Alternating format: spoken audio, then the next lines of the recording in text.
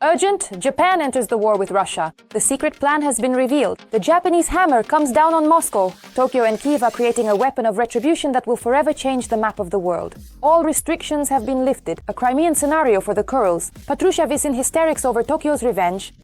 Japan is taking its lands back. The collapse of the Russian Federation has begun, with even China joining in to carve up Russia. All this and more coming up. Watch until the end. Ukraine Today welcomes you. Renata Aslanova and the latest events. It happened! The Japanese hammer strikes the Kremlin. Tokyo joins NATO's ranks for Ukraine's victory. The secret has become public. Japan is officially joining the mega initiative of the alliance to supply the most powerful US equipment. As part of the Secret Pearl program, Ukraine's skies are already being protected by Patriot missiles and other weapons. But that was just the warm-up. Now Tokyo is opening the floodgates completely. High-ranking NATO officials have shaken the information space. Tokyo is at the ready to officially announce its decisive contribution. The countdown has begun. The Kremlin is in a panic, trying to grasp the scale of the new threat from the east. Officials stated that Japan will allocate funds only for defensive equipment, which may include radar systems and bulletproof vests. They said that Japan has informed several NATO members and Ukraine about the plan. One NATO representative said that even non-lethal equipment is of great importance to Ukraine, adding that Japan's participation in this initiative is a significant step forward. And once again, another blow to Putin from the east. In the snap elections for the House of Representatives of Japan's parliament, the ruling Liberal Democratic Party, led by Prime Minister Sanai Tokaichi, emerged victorious. But the main thing is what this means for Ukraine. As part of her security policy, Tokaichi is seeking to review all the fundamental principles of national defense. From lifting restrictions on its own armed forces to removing bans on the export and re-export of weapons that have constrained Japan for decades. Japan is one of Kyiv's main partners, having provided over $13 billion in support to Ukraine, but mainly in the financial and humanitarian spheres. Now, the rules of the game are changing radically. Takaichi's policy opens up a direct option for military cooperation. Japanese technology and vast capital are joining forces with the combat experience of the Ukrainian armed forces. Kyiv has a clear vision of the war of the future and unique developments, while Tokyo possesses powerful computing capabilities. Add to this a fierce hatred, Takaichi's hatred of China's expansion and her distrust of Trump as an unstable ally. And you get a new powerful alliance. Ukraine is entering Asia with its head held high. Old ties are now being sharpened for the joint production of weapons of retribution. Japan has long set in motion the flywheel of total support for Kyiv and hatred toward Russia. For example, the country continues to insist on its right to the Kuril Islands, which the USSR seized during World War II. Russia considers the disputed islands part of the Sakhalin region, while Japanese authorities include them in the Nemuro district of Hokkaido Prefecture. Once again, the Japanese government's chief cabinet secretary has declared the extension of Japan's sovereignty over these islands. The Northern Territories are islands over which our country exercises sovereignty. They are the inherent territory of our country. There has been no change in the position of the Japanese government. The subject of negotiations on a peace treaty is the territorial affiliation of the four islands. This is our country's consistent position. It is worth noting that Moscow is constantly haunted by the fear that Japan will come to reclaim its lands. This was recently stated by Nikolai Patrushev, an aide to the president of the Russian Federation. He allegedly pointed to the preparation of new territorial claims against Russia. For example, Patrushev stated that Japan does not intend to stop at the Kuril Islands and is making plans to annex other Russian territories. He lamented that Tokyo is supposedly already taking steps in this direction. Japan is laying the groundwork to put forward new territorial claims. In particular, in the waters of the seas that border Russia, which directly affects Russia's national security interests. In his opinion, Japan's policy of seeking the return of the islands is, in fact, driven purely by commercial interests. What the Japanese want today is not justice regarding the so-called Northern Territories, but rather mineral and biological resources. The sea depths around the Kuril Islands have a unique hydrography. He added that Russia supposedly owns the Southern Kurils by law, and there is nothing to discuss here. At the same time, he expressed concern that Japan, possessing a powerful navy and closely cooperating with NATO, is gradually abandoning pacifism in favor of a February revanchist policy under the influence of aggressive politics. According to him, NATO wants to use the Japanese Navy to conduct military operations in various parts of the world. Therefore, the country is looking for a way to lift the legal ban on the use of its armed forces outside its borders. It happened. China began dividing up Russia. Meanwhile, Syria is fracturing Putin's territory. Collapse is certain. 7 million square kilometers are falling to Beijing. The Great Dragon is preparing to leap. While the Kremlin is busy with the war, its main ally has already drawn a new map of the world. Watch for all the details. China is Russia's main partner, supporting its economy and military machine. At least that's how the propaganda presents it. I personally consider Chairman Xi Jinping to be a truly reliable friend and a very stable partner. He is my reliable friend, a highly stable partner, and a steadfast ally of the Russian Federation. And this deep personal connection is the main foundation for the ongoing development of our comprehensive Russian-Chinese relations in the modern era. But is that really the case? After all, trade turnover with China is constantly decreasing. Chinese banks are stopping transactions with Russia because of sanctions. At the same time, China denies selling weapons or components to Russia. China's position on the Ukrainian crisis is consistent and clear. We are not adding fuel to the fire, and we are not using this conflict for our own benefit. A few tens of millions of Chinese soldiers, that would be just what we need right now. Why do you think so? Why not? Why? Do you really think only soldiers should be dying? Oh, I look at the Belgorod region and think how much we're lacking. The Chinese army, the people back. Just 3 years ago, propagandists were happy that China would replace the Western market. But it turned out that it replaced the Russian market as well. The Russian authorities are trying to patch a giant hole in the budget with government loans in Chinese yuan. We just bought a wonderful, completely Chinese car. It is truly amazing. It was many times cheaper than the expensive foreign cars we used to buy before. I bought myself 3 pairs Gucci shoes. 2,000 rubles each. Wonderful. Probably made somewhere in China as well, or hopefully here too. Fake, of course. Now I buy them on principle. Only fakes. And just look at what, for example, the fighters are driving. What, Russian-made cars, right? You have to be a real patriot to drive a Patriot. Because it costs a fortune and breaks down all the time. And the spare parts are insane. That's why the guys drive Chinese cars. And now they need motorcycles.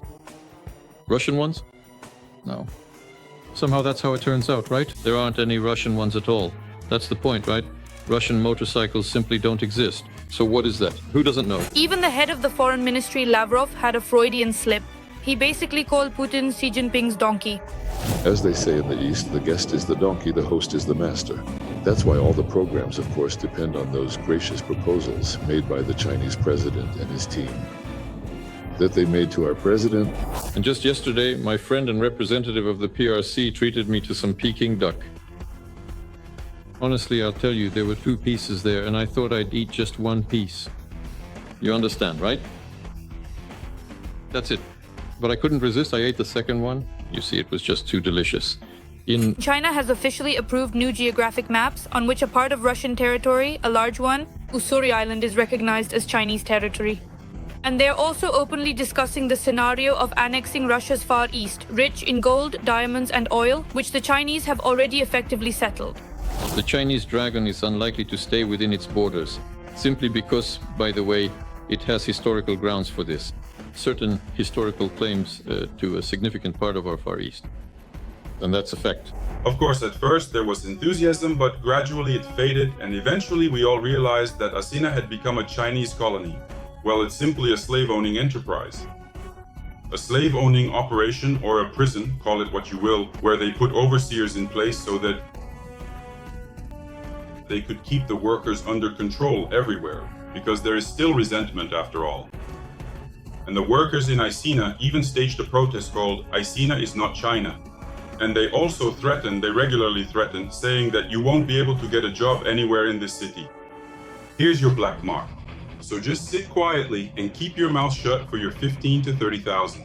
Russian television is already showing segments about how to find a Chinese husband, and in Russian schools and government institutions, Chinese is being actively taught. Song.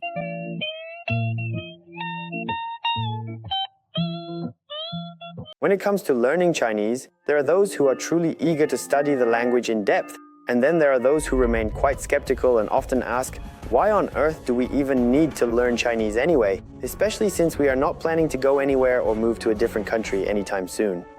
I answer them very simply, actually. I say, I'm here for you. I'm not teaching you the Chinese language itself, but using Chinese to make you think critically. And that's a skill that will always come in handy. It reached the point of complete absurdity when Xi Jinping declared that Russia would not have won World War II without China, and Putin silently agreed. China and Russia, being the main theaters of military operations during World War II, made a decisive contribution to the victory over fascism. And in doing so, they laid the cornerstone for the post-war world order. So it turns out that China isn't really helping Russia as Putin tries to present it, but is simply taking advantage of its weakness to seize resources and strengthen its influence in Asia.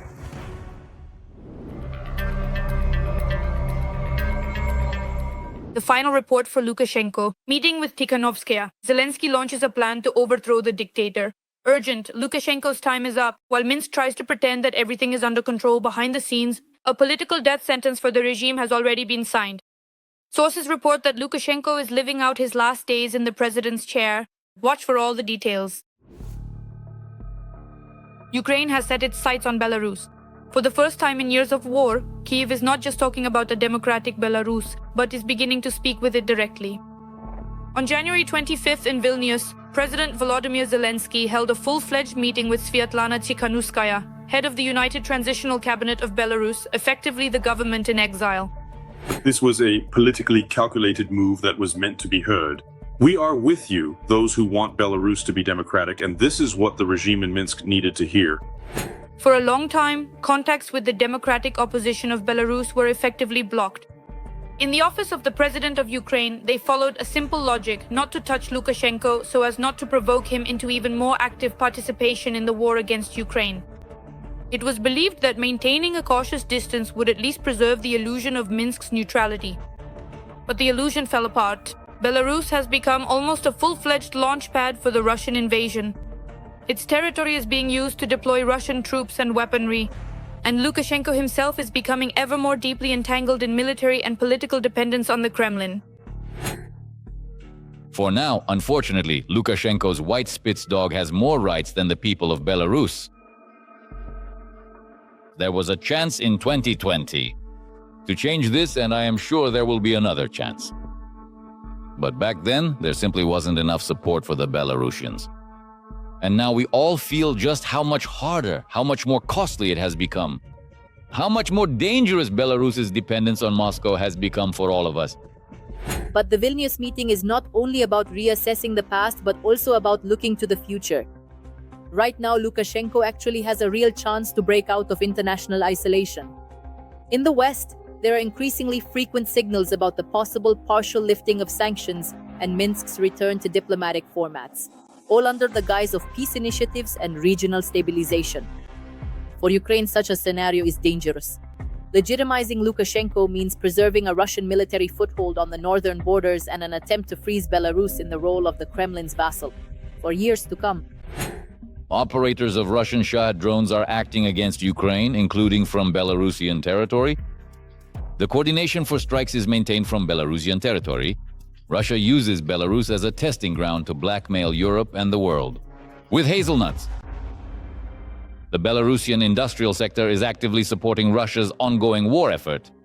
And these extensive commercial trade ties help Putin procure critical technological components needed to manufacture sophisticated military threats against all of us living here in Europe. That is why Kyiv is taking a preemptive step. According to media reports, Zelensky and Tikhanovskaya discussed specific mechanisms for deepening cooperation. From restoring a separate Belarusian direction in Ukrainian diplomacy, to legal steps that could finally close the path to international rehabilitation for Lukashenko. This includes the possible initiation of international criminal prosecution. For Ukraine, this is a way to eliminate the gray corridor of Russian influence at its borders. I want to say something specifically to the people of Belarus. You are a European people who will stand together with all our peoples in unity. In our free Europe, in a peaceful Europe, in a strong Europe, and you cannot be erased. And while the West hesitates, Russians are increasingly absorbing Belarusians. 40 kilometers from the border with Ukraine, in the Gomel region, near the Yakimovka railway station, a new training ground is being built. The main construction work is scheduled for 2027 and 2028, with funding of $52,500,000 and $86 million respectively. At the same time, construction continues on a military town near the village of Pribor in the Gomel district, where a new airborne assault brigade is planned to be stationed. The deployment of such a base is, after all, a direct threat to Ukraine. And this is a signal to us that we must also prepare for possible scenarios of an offensive from Russia through Belarus and possibly the involvement of Belarusians in this process. It seems that for the first time in years, Belarusians have a real opportunity to break free from the shackles of Putin's regime and reclaim their freedom. To step out of Moscow's shadow, determine their own future, and build a Belarus that will be part of a free and democratic Europe. Every voice matters. Join our community, support independent journalism, and help us bring you the truth from Ukraine. Become a member of Ukraine today. Join us now. Another Kremlin ally is also having a tough time right now. Norban Bagoni, Hungary's friend of Putin, is losing power. His approval rating is plummeting, and the fear of a humiliating defeat in the elections is forcing the Kremlin's favorite to resort to extreme measures. What is the last card that Orban is already prepared to play? All the details are in the report. Hungary is entering a new electoral cycle that could radically change the country's political landscape. The pro-government, corrupt system is not interested in the real problems of the people, and they don't even dare to look people in the eye. The parliamentary elections scheduled for April 2026, for the first time in more than 15 years, pose a real threat to the power of Orban's Fidesz party. Heavy artillery has been brought into play. The Prime Minister is scaring Hungarians with the threat of war with Russia if his party loses the elections. If we have a government supported by Brussels, they will drag us into war. If we have a national government, we still have a chance to avoid it. To explain the drop in his party's ratings, the Prime Minister of Hungary started looking for someone to blame. To begin with, he accused Ukraine of trying to interfere in the upcoming elections and summoned the ambassador to the Ministry of Foreign Affairs. Our national security agencies analyzed this latest attack by Ukraine and concluded that these events are part of a coordinated series of measures by Ukraine, aimed at interfering in the elections in Hungary. But we cannot allow anyone to threaten Hungary's sovereignty or the integrity of Hungarian elections. The response from the Office of the President and the Ministry of Foreign Affairs of Ukraine was not long in coming. Putin does not want peace. He wants the war to continue. Therefore, by blocking Ukraine's accession to the EU, Orbán is fulfilling Putin's wishes, blocking the restoration of peace in the EU and making Hungary an accomplice of the Kremlin regime. And the president's communications advisor, Dmytro Litvin, posted images of 100 ruble Russian banknotes. Orbán is looking for a way to stay in power in Hungary, regardless of the outcome of the elections. He even tried to rewrite the laws, but he did not succeed. With his anti-Ukrainian rhetoric, Orbán is definitely not winning. Budapest, under Orbán's leadership, is diverging from Brussels while simultaneously demonstrating political rapprochement with Moscow. Now, when Russia and the Trump administration share a common goal of keeping this government in power, I sincerely hope that the international community will pay attention to exposing any attempts at interference. Opposition forces in the country are becoming noticeably more active. For the first time in many years, Orbán has a rival who is truly capable of competing for power. The leader of the Tisza party is Péter Magyar. The Brussels dead end is Tisza. In exchange for a few pats on the back and immunity, they will agree to deals with Brussels and fulfill all their demands. They will say yes to war, to funding Ukraine, to settling migrants, and to gender propaganda. The people of Hungary understand that the oil and gas bought from Russia are paying for the war in Ukraine.